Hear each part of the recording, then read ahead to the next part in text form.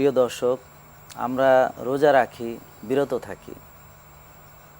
আমরা মানব ইতিহাস যদি লক্ষ্য করি যে একটা জাতি যখন শিকার করে খেত, যখন তারা গুহাতে বসবাস করত, তখন একটা সিজনে শিকার পাওয়া যেত না। তখন তারা ওই সময়টাতে অটোমেটিক্যালি তাদের বাধ্য হতো অল্প খেতে বা না খেয়ে থাকতে। এরপর যারা কৃষিকাজ করতো, খরা মঙ্গা একটা সিজন সবসময় আসতো, বা মাঝে মাঝে হয়তো দুর্ভিক্ষও আসতো।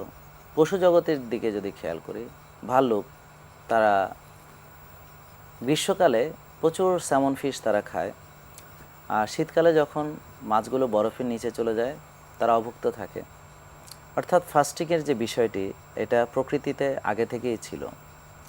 আর রোজার বিষয়টি ইসলামের শুরু থেকে, হযরত আদম আলাইহিস সালাম থেকে শুরু করে এই পর্যন্ত যত নবী রাসূলগণ এসেছেন সবার জন্যই রোজা আল্লাহ দিয়েছেন। আর আমাদেরকে 30টি রোজা দিয়ে আল্লাহ তাআলা দিনকে পূর্ণাঙ্গ করে দিয়েছেন। আমরা যদি চিন্তা করি যে মানুষ কেন রোগী হয়, তার ভিতরে একটি প্রধান বিষয় আসে বারবার খাওয়ার ব্যাপারটা। এবং বারবার খাওয়াটা চলছে 20 বছর, 30 বছর, 40 বছর, কোনোদিন দুর্ভিক্ষ আসছে না, কোনোদিন না খেয়ে থাকার কোনো প্রয়োজন আসছে না। এখন আমাদের জানতে হবে যে যখন আমি খাবার খাই, আমার দেহের ভিতরে এই খাবারটাকে প্রক্রিয়া করা, এটার ভিতরে কোনো টক্সিসিটি আছে কিনা সেটাকে ডিটক্সিফাই করা, এটার সঙ্গে অখাদ্য কুখাদ্য কী কী ঢুকলো সেগুলোকে ডিটেক্ট করা, তাদের বিরুদ্ধে ইমিউন সিস্টেম রেসপন্স করা। অর্থাৎ কিনা আমার বডিতে যখন খাবার প্রবেশ করে তখন আমার আত্মা কাজ করতে পারে না, আমার ভেতরে যে ডাক্তারটা আল্লাহ দিয়ে দিয়েছেন অর্থাৎ আমার ইমিউন সিস্টেম সেটা শাটডাউন করে অথবা বিজি হয়ে যায়। তার খাবারের ভিতর থেকে ওই যে খাবারগুলো আজে বাজে ঢুকেছে সেগুলোকে ফাইট করতে হবে তাকে। আমাদের যে গঠনগুলো তখন আর হয় না। আমরা বারবার খেতে খেতে আমার শরীরে অতিরিক্ত চর্বি জমে, ফ্যাট জমে জমে কোষে আর জায়গা থাকে না, কোষ ইনসুলিনকে রেজিস্ট করে, চিনি ঢুকতে বাধা দেয়, রক্তের চিনি বেড়ে যায়, ডায়াবেটিস দেখা দেয়, ইনসুলিনের পরিমাণ বেড়ে যায়। আমরা এর ফলে আরও বেশি খাবার গ্রহণ করি, ক্ষুধার্ত থাকি।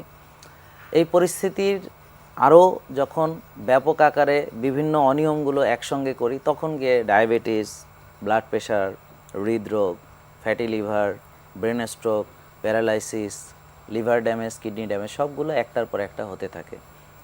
আমরা দেখেছি যারা এভাবে 6 বেলা খেয়ে যাচ্ছে, বারবার খাচ্ছে, তাদের যে পরিণতি আলটিমেটলি ভয়ঙ্কর হচ্ছে। একটা রোগী একটা ও দুটো ওষুধ দিয়ে তার জীবনের রানের ইনিংস বা ওষুধের ইনিংসটা সে খুলেছে।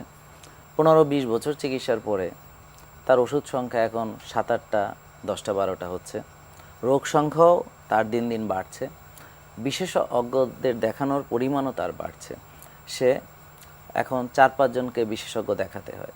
তাহলে এই যে 6 বেলা খাবার খাওয়া এবং বারবার খাওয়া এবং ওষুধ খাওয়া, এগুলো আমাদেরকে অসুস্থ করে তুলছে। শুধু তাই না, রোগ থেকে ভালো হওয়ার জন্যে যেই পরিবেশ শরীরের ভিতরে দরকার সেটাও ব্যাহত করছে। এখন বিজ্ঞান গবেষণা করে দেখেছে, অলরেডি আপনারা জানেন যে জাপানি বিজ্ঞানী ওসুমি, উনি অটোফেজি আবিষ্কারের মাধ্যমে নোবেল প্রাইজ পেয়েছেন। এই অটোফেজির মানেটা আমাদেরকে বুঝতে হবে। যখন আমার কোষের ভিতরে খাদ্য পায় না, আমি যখন না খেয়ে থাকি, তখন সে ভেতরে জমে থাকা বা ভেতরে অতিরিক্ত যে জিনিসগুলো আছে, টক্সিন হলে সে ডিটক্সিফাই করে, ডিফেক্টিভ কোনো প্রোটিন থাকলে সেই ডিফেক্টিভ প্রোটিনটাকে সে রিসাইকেল করে নতুন একটা ভালো প্রোটিনে সে রূপান্তরিত করে।